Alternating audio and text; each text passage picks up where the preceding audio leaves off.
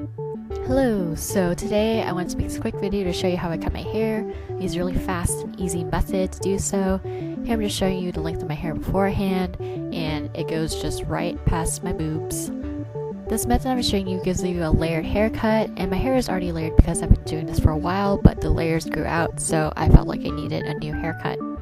What you need is a hairband to tie up your hair, a comb. If you have a wide tooth comb, I recommend that you use that, but I don't, so this regular comb will just have to do. And hair cutting scissors. Don't use regular scissors, please. The first thing you need to do is to wet your hair. I just took a shower and I washed my hair. This part is essential to this method of cutting hair, and you will see why later. Wet hair.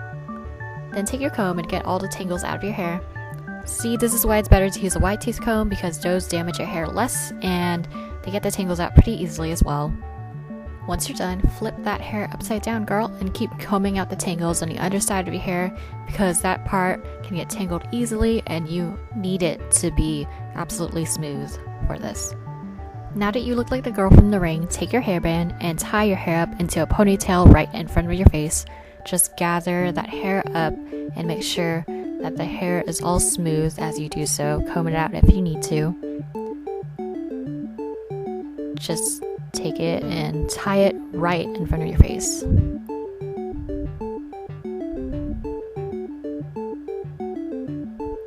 You're gonna look like a weirdo, but you're almost done, I promise.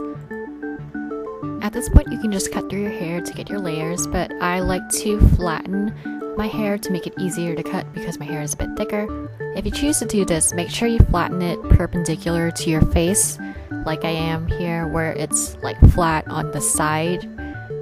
This is why your hair needs to be wet, because it will keep your hair structured and all together as you cut through the ponytail.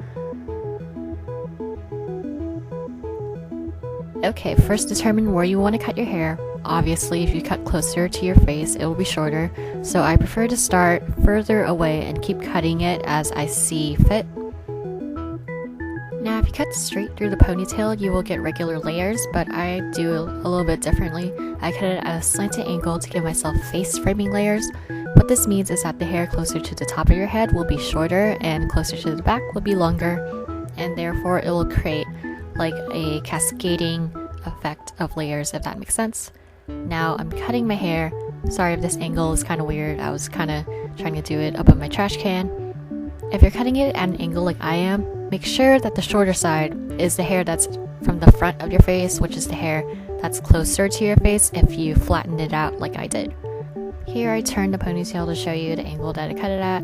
When I cut my hair, I usually turn it to the side so I can easily see the angle that I'm cutting at to make sure I don't mess that up. When you feel like you're done, remove the hairband from your hair just to check the length to make sure that you're happy with the result. Even though it looks really short in the ponytail, it's actually quite longer when you take out the hairband. Here I'm trying to illustrate what I was talking about with the face framing layers, where the hair in the back of my head is a lot longer than the hair from the top of my head. I wanted my hair to be a bit shorter, so I put my hair back into the ponytail, kept cutting. This is what I ended up with. It looks really short, but again, it will be longer when you take out the hairband. Also keep in mind that because your hair is wet, it might end up looking a bit shorter when it's dry. Now you can blow dry your hair to get rid of all the little snips that may be still stuck in your hair, but I don't usually blow dry my hair anyway, so I just went to sleep with this hair. And here are the finished results. It still looks really long, but it feels a lot lighter than it did before. My hair has a slight natural wave to it, and I'm trying to show you the different layers here, but that's not working too well. But hopefully you can see here that the way I cut my hair created like a V shape, where it's a lot longer in the back and quite a bit shorter towards the front. That's just the way that I prefer my layers to be, and I'm quite satisfied with my results this time. But anyways, I hope you found this video helpful, and I hope you give this a try, and I will see you whenever.